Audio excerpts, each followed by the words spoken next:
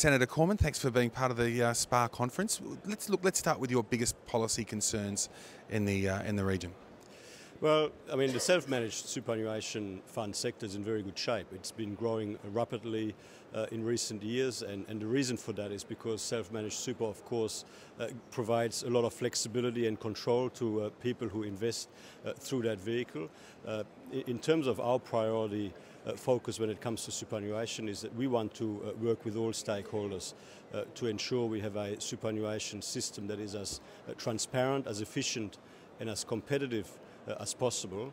We certainly have identified a whole series of priority areas there, such as our commitment to ensure a genuine choice and competition when it comes to the default superannuation arrangements under modern awards, ensuring increased transparency around superannuation fund performance, improved corporate governance and transparency standards. But if we look at the self-managed super fund sector specifically, I mean, the Cooper review, of course, had a very close look at all of that and came up with the view that the self-managed super fund sector was in very good shape and there was very little need for further change. You see it as an exciting area, obviously. It's a very exciting area. I mean, people who manage their retirement savings through self-managed super are clearly very actively involved in their retirement planning. If you look at we've got on average about $1 million in each self-managed super fund. We've got more than 450,000 self-managed super funds now. A third of superannuation savings are held in self-managed super. So it is a very important, a very significant and an exciting sector, and one that I'm sure will continue to grow in the years ahead. Yeah. How do you think FOFA and Stronger Super are going to affect the advisors? Well, there are some good bits in FOFA, but there's a lot of bad and contentious bits in FOFA too.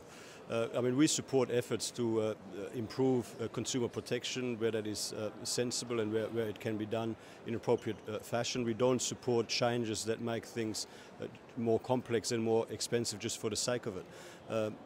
We are very concerned that too many of the contentious parts of FOFA will make advice less affordable, less accessible for consumers, that it will push up that will unnecessarily push up costs and increase red tape. In fact, there's no precedent, for example, for the government's opt-in proposal anywhere around the world. The way FOFA is currently pitched, it would make us the world champions in red tape, which is not something we think we should aspire to. So should you get to government, you think that would be something that you would change quite quickly? Or endeavour to change? Well, our position in relation to FOFA is on the public record. We support the concept of a best interest duty. We think there's still some work to be done to make sure we get the definition right. But we're certainly not in favour of opt-in, the mandatory requirement forcing consumers to re-sign contracts with their advisors on a regular basis. We do not support the retrospective imposition of an additional level of annual fee disclosure requirements. These are all matters that are going to be subject to debates in Parliament in the next couple of months, and people will be very conscious and very aware of what our position is as we go into the next election. You're clearly in the know of things. Who's the next leader of the ALP? Ask Bill Shorten. Well, we weren't asking that on Friday. Actually, last time we asked him that, he was pretty cagey about it. Do you think he'll be the next one to? Well, I mean, I know that he will be in the middle of it. Whether it will be him or somebody else, who knows? I mean, I got to say, on a more serious note, though, I mean, the theatre and the soap opera that the Australian government has become is not good for the country. I mean, this has got to be resolved.